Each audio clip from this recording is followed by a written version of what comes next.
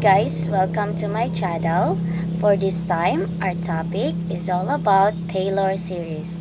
I hope you will like and enjoy this topic. So let's start. Taylor series. The Taylor series for f about c is the power series of the summation from 0 to infinity a sub n times x minus c raised to n is equal to a sub 0 plus a sub 1 times x minus c plus a sub 2 times x minus c plus infinity, where a sub n is equal to f raised to n of c over n factorial for all n, or the general form or the general power series is f of x is equal to the summation from 0 to infinity f raised to n of c over n factorial times x minus c raised to n. So this is the general power series. We have an example here.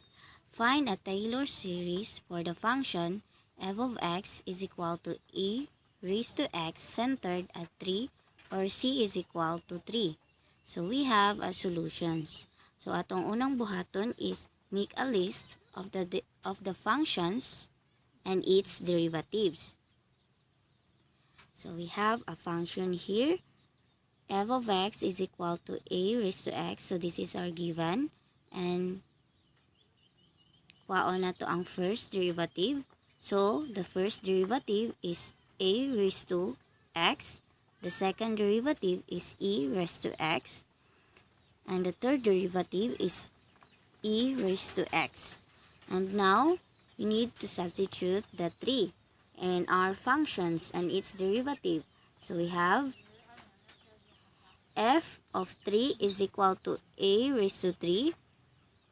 And f prime of 3 is a raised to 3. And the second derivative is a raised to 3. And the third derivative is a raised to 3.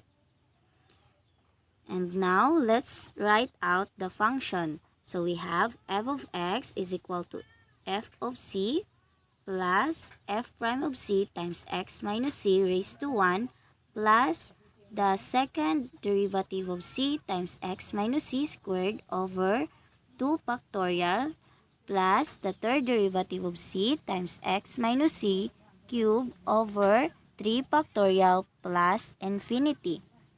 And the value of f of x is a raised to x is equal to the value of f of c is a raised to 3. So, kani.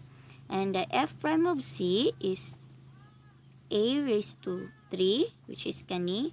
And the x minus c raised to 1 is x minus 3, which is our c is given na siya. C is equal to 3. So, x minus 3 raised to 1 plus the value of the second derivative of c times x minus c squared over 2 factorial is a cubed times x minus 3 squared over 2 factorial plus the value of f, the value of the third derivative of c times x minus c cubed over 3 factorial is a cubed times x minus 3 raised to 3 over 3 factorial plus infinity. So now we need to write a general power series that will give us what we see here. Kani. So the general power series is formed like this. So f of x is equal to the summation from 0 to infinity f raised to n of c over n factorial times x minus c raised to n. So, atong unang buhaton is kwaon nato ang exponent sa x minus c, which is our n. So, para makuha nato ang n, atong ilista tanan sequence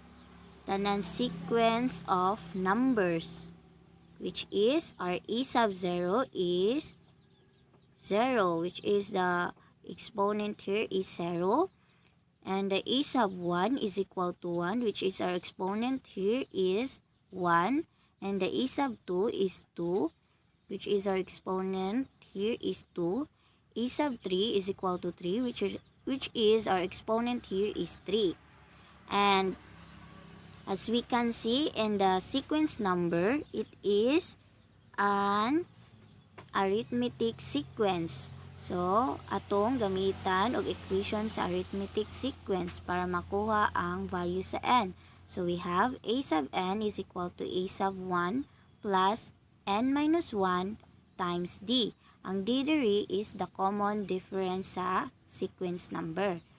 So, ato lang siyang i-substitute ang mga ipangayo diri nga mga value. So, a sub n is equal to a sub 1 is 1 plus n minus 1 times our common difference is, so pagkuha sa common difference sa d is ato lang ni siyang i-minus ang a sub 1 minus a sub 0. So we have a minus 0 is 1 and 2 minus 1 is 1. 3 minus 2 is 1. So we have the common difference is 1. So then atong i-simplify 1. So, ang 1 ato lang i-copy diri plus 1 times n is n. 1 times negative 1 is negative 1.